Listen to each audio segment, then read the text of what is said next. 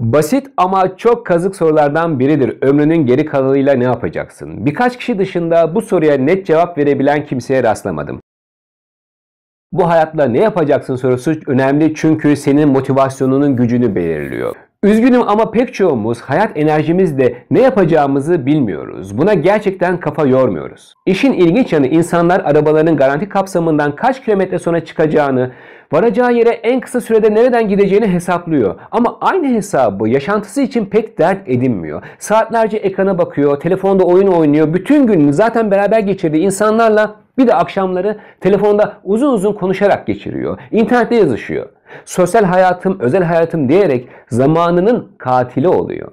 Anlık ve doymayacak hazların peşinde. Aklını kullanmadan dürtüleriyle yaşıyor insanlar. Yani insanların büyük kısmı. Bunları yaşarken de en çok ne diyorlar? Sıkıldım sözcüğünü kullanıyorlar. Evet, sıkılıyorlar çünkü yapıp ettikleri onları belirlenmiş bir noktaya götürmüyor. Onlar yerinde sayıyor. Lütfen bir çevrene bak. İnsanlar neyi tercih ediyor? Arkadaşların neler yapıyor? Onların büyük bir bölümü zahmete girme endişesinden dolayı eğlenceli veya yorucu olmayanı, yani kolay olanı seçiyor. Evet, zahmete girme endişesi, yorulmaktan korktuğu için tembelliği kader yapanlardan bahsediyorum. Sadece eğlenceli, komik, kolay olanı seçersen sana garanti veriyorum sen de onlardan biri olursun. Bu eşsiz ömrü heba etmiş olursun. Türkiye'nin veya dünyanın en komik, en eğlenceli tiplerini bir düşün. Cem Yılmaz'dan Acun'a, Enes Batur'dan Reymen'e, meşhur şarkıcılardan, çok güzel hareketlerde oynayan oyunculardan güldüğü de sahne alan çocuklara kadar işinde başarılı olan, dikkat çeken herkes çok ama çok emek veriyor. Bak, eğlence dünyasından örnekler veriyorum. Her yapım, her sahneye çıkış için yüzlerce saat çalışıyorlar. Bu çalışmaların arka planında yine yıllarla, hatta onlarca yılla ölçülebilecek bir bilgi, birikim, deneyim var. Metinler yazıyorlar, toplantılar yapıyorlar, tartışmalara giriyorlar, uykusuz kalıyorlar, sıcak yataklarından, konforlu evlerinden uzakta günler geçiriyorlar. Bazen iyi anlaştıkları arkadaşlarla, insanlarla, bazen de gıcık oldukları insanlarla bir arada ortak çalışıyorlar. Mızıldanmadan, sızlanmadan. Belki de en zoru bu. Yapmak istemediği ama yapması gereken şeyleri istemese de sabırla, yılmadan yapıyorlar. Devam ediyorlar. Sevgili arkadaşım, 3 soru var. Ne, nasıl, niçin? Onların ne yaptığını biliyorsun. Ne sorusuna cevap vermişler. Yaptıkları şey insanları eğlendirmek. Meslek olarak bunu seçmişler. Ekranda, sahnede, stüdyoda bunu görüyorsunuz zaten.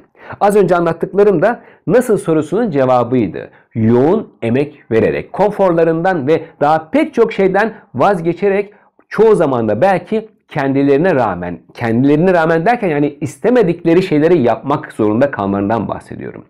Ve 3. soru niçin sorusu. Niçin bunca zahmete giriyorlar? Niçin 2 ayak bir papuçta koştur dinlenmeden aralıksız çalışıyorlar, üretiyorlar?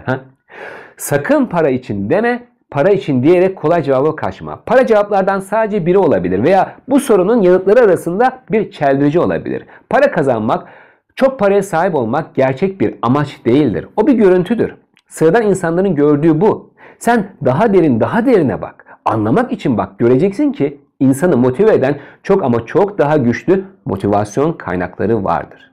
İnsanlar aç kalır, hayatları tehlikededir ama bazı duygular, bazı fikirler onları devam ettirir. 38 saattir uyumamıştır, onlarca saat bir şey yememiştir ama bir şeyler ona enerji verir. Kimileri sevdiklerinden aylarca, yıllarca uzak kalmıştır. Evim, yuvam, memleketim dediğim yere uzaktır.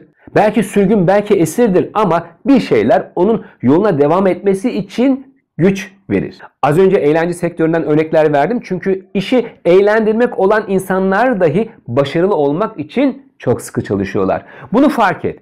İş hayatında oyun kodlarken, üretim planlarken, yemekler pişirirken, uçuşlar yaparken, modeller çıkarırken, bir şeyler tasarlarken insanlar çok çalışıyorlar. Bırak dizi seyretmeyi, bırak YouTube'da video seyretmeyi, tuvalete gitmeyi, yemek yemeyi zaman kaybı olarak görenler var. Bahsettiğimiz bu insanlar, başarılı olan insanlar sadece yetenekli oldukları için başarmış değiller. Yetenek tek başına yeterli değildir. Yetenek nedir ki? Onlardan çok daha yetenekleri yok mu? Var, hem de çok, ama onlar kadar emek vermeyi göze almadıkları için, özveri göstermedikleri için, zahmete girme endişesi yaşadıkları için onların kimler olduğunu bilmiyoruz. Bir etki oluşturmuyorlar çünkü. Şimdi gelelim sana. Başlarken sorduğum soruyu hatırla lütfen. Bu hayatla ne yapacaksın? Ne sorusu? Hedef sorusudur. Hedefin o okulu kazanmak, o parayı kazanmak, o mesleğe başlamak mı? Hayalindeki işi kurmak mı? Bu soruya yanıt veren biri ikinci soruyu soruyor. Yani nasıl yapacağını belirliyor. Nasıl bir strateji, bir yöntem, plan sorusudur. Bu soruya da verilecek cevapların ortak başlığı çalışmak oluyor. İşin ilginç yanı ne ve nasıl sorularına hemen hemen herkes cevap buluyor ama herkes içinde çok küçük bir grup yılmadan devam ediyor. İşte bu az sayıda insanı devam ettiren şey onların niçin sorusuna da cevap vermiş olmaları. Evet, diğerleri ilk iki soruya ne ve nasıl sorusuna yanıt bulmuştur. Ancak niçin sorusuna doyurucu bir yanıt veremedikleri için bırakırlar. Pes ederler, vazgeçerler. Niçin sorusu çok güçlü bir sorudur. Niçin sorusunun cevabında bir varlık amacı bulursun. Sana felsefe yaptırır.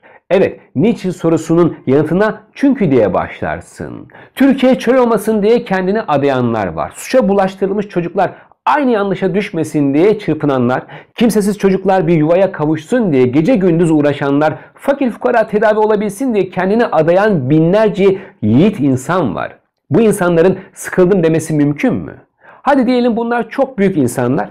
Kendini diğerlerine yararlı olmaya, varlığını büyük bir amaca armağan etmişler. Yani aşmış insanlar. Ama ortalama insanlar da kendi çaplarında amaçlar belirleyerek ne, nasıl, niçin sorularına büyük cevaplar vermeden de motive olabiliyorlar. Mesela okulda içinde bulunduğu ortamda bir etkisi olacağını kabul etmiş, etkili bir öğrenci olmayı amaçlamış, sosyal sorumluluk projeleri yürüten genç arkadaşımdan tut da yaptığı evler kapış kapış satılan müteahhite kadar, mağazada satış yapan arkadaştan laboratuvarda bilim yapan hocaya kadar bu 3 soruyu sorup cevaplar bulmuş olanlar kendilerini motive etmişlerdir. Karşılaştıkları engellerle, moral bozucu durumlarla baş etme gücü bulmuşlardır.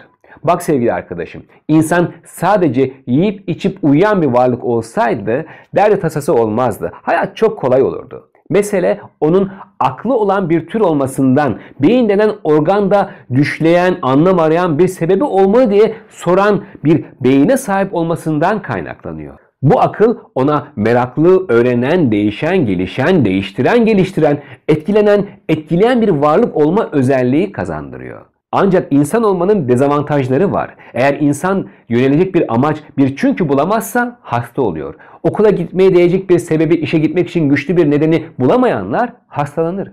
İnsan diğer türlerden farklı olarak soluduğu havada, kokladığı yiyecekte, gördüğü, duyduğu, dokunduğu şeylerde kendisi için mutlaka bir anlam aramakta. Hedef belirlemek, hedefe nasıl gideceğine kafa yorup bir hayat oluşturmak ve niçine yanıt bulmak zamanı disipline ettiği gibi verimli çalışmayı da beraberinde getirir. Karın, zararın nereden ve ne zaman, ne kadar geleceğini hesaplatır. Kısaca beyni çalıştırıp az zamanda çok ve büyük işler başartır insana. Sen bunları niçin yapıyorsun diye bana soruyorlar. Çünkü genelde insanlar yeterince motivasyonları olmadığından dert yanıyor. Ben de bu derde çare olmak istiyorum. Benim yeteneğim ve emeğim bu işe yarasın istiyorum. Bu benim niçin sorusuna verdiğim yanıt. İstiyorum ki motive, coşkulu, mızıldanmayan, çalışkan, üretken insanlar çoğalsın ülkemizde. Ben senin potansiyelini biliyorum. Sen de bunu fark et. Bunu istiyorum, bunu amaçlıyorum. Yıllarca kendime ne sorusunu sordum. Evet, işte bu kanalda nasıl sorusuna verdiğim cevaplardan biri. Kitap yazdım, videolar çektim, seminerler veriyorum. Benim niçinim ise senin motive olman. Ve sen de bulacaksın. Unutma, arayanlar bulur. Hani derler ya fal bakanlar, 3 vakte kadar, belki 3 gün, belki 3 hafta, belki 3 yıl ama kendini tanıdıkça, hayatı anladıkça, yani kafa yordukça bu sorulara yanıt bulacağına inanıyorum. Sen de inan.